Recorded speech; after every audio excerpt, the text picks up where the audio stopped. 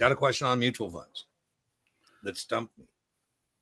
Would you say they're best for diversification or most economical way to invest? They're not the most economical way because they have fees. There is a problem, Melissa, with having monkeys harvest bananas. What is the problem with paying a monkey to harvest bananas? They eat the product. And so mutual funds have an expense structure, and that expense structure includes active management, which means there's transaction costs are not tax efficient. So I would not say that. The second part, would I say diversification? Well, the easiest way, I'm going to break that into two components. There is a test question about selection risk, non-systematic risk. There are 10 equally suitable ideas. I pick one of the 10. The other 9 double. The one I picked went under.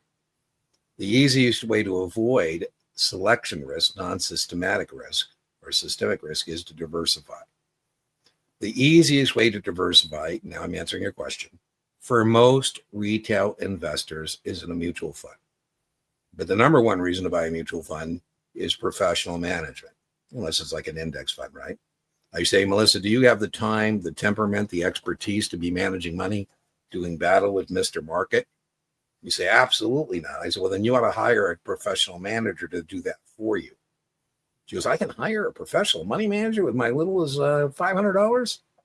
I say, Melissa, there are men and women who have sold their soul to manage that $500 for you. And so that's why you would buy a mutual fund and the ease of ownership. Now, the other test question, Melissa, is in a mutual fund, risk prevails despite your diversification as it relates to systematic risk, the tendency of securities prices to move together. I think of that as when bad things happen to good stocks. There's nothing different about my stock today. It's just a bad day of the market.